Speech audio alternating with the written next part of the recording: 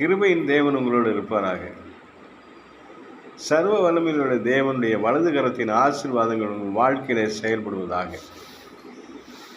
பரிசுத்த வேதாகமத்தின் முதல் அதிகாரத்தில் நம்ம வாசிக்கும் பொழுது, ஆதியாகமம் 1:26 வாசிக்கும் பொழுது, தேவன் நமது சாயலாகவும் நமது ரூபத்தின்படியேயும் மனுஷனை உண்டாக்குவோமாக, அவர்கள் சமுத்திரத்தின் மச்சங்களையும் ஆகாயத்து பறவைகளையும் மிருக ஜீவன்களையும் பூமி அனைத்தையும் பூமியின் மேல் ஊறும் சகல பிராணிகளையும் ஆளக்கடவர்கள்.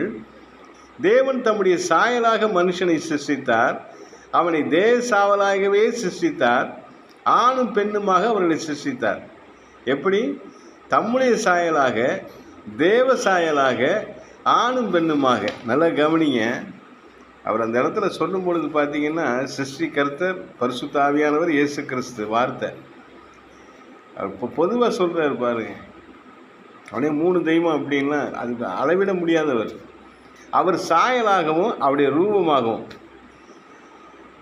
இதனுடைய பெரிய சத்தியம், இது பெரிய அர்த்தம். உடனே கடவுள்னா கை கால்.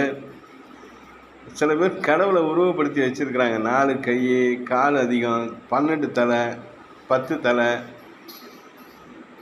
என்னென்னமோ மாதிரி உருவம் வைக்கிறாங்க. அந்த மனுஷ முகத்தையே மாற்றி வேறு முகத்தை வச்சு அதை ஒரு கடவுளெல்லாம் சொல்லி இவங்க கற்பனை பண்ணுறாங்க.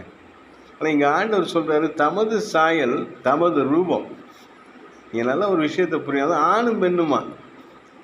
கடவுளில் ஆண் பெண்லாம் கிடையாது.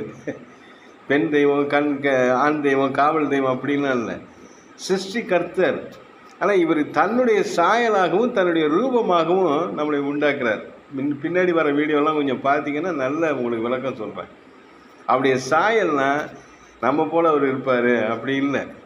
நம்முடைய ரூபம்னா நம்ம மாதிரியே இருப்பார் அப்படி இல்லை. இதில் ஒரு பெரிய சத்தியத்தை கடவுள் இந்த இடத்துல சொல்லியிருக்கிறார். இது அனைவருக்கு தெரியாதனால தான் தன்னுடைய கற்பனையில் நிறைய கடவுளை உருவாக்கியிருக்கிறாங்க. கடவுள்லாம் இப்படி தான் இருப்பார், நம்மளை போல் இருப்பார், நம்மள சிரித்த முகமாக உட்காந்து போஸ் கொடுப்பார், ஃபோட்டோவில் இருப்பார் அப்படிலாம் இல்லை. தெய்வத்தை உருவத்தால் கட்டுப்படுத்த முடியாது. நல்ல சத்தியம். தெய்வத்தை உருவமாக வைக்க முடியாது, ஃபோட்டோ ஃப்ரேம் பண்ண முடியாது, வரைய முடியாது, சிலையாக செய்ய முடியாது. அவர் அண்ட சராசரங்களுக்கு மேலானவர்.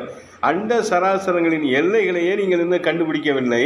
இந்த அண்ட சராசரங்களின் எல்லைகளையெல்லாம் கடந்தவர் தெய்வம். அவருக்கு இப்படி ஒரு வடிவம் இருக்கும், இப்படி இருக்கும், கைகால் இருக்கும். நம்ம இமேஜினேஷன் பண்ணி நம்ம தெய்வத்தை உருவாக்கி அதுக்கு முன்னாடி மனுஷன் நிற்கிறான். இது ஒரு நல்ல காரியம் அல்ல. இது ஒரு அறிவுபூர்வமான காரியம் அல்ல. நம்மை சிருஷ்டித்த கர்த்தரிடத்திலே நாம் மனம் திரும்புவோம் என்பதுதான் உண்மையான சத்தியம், உண்மையான வழி. இதுக்கு நாம் திரும்புவது அவசியம். அல்லேலூயா.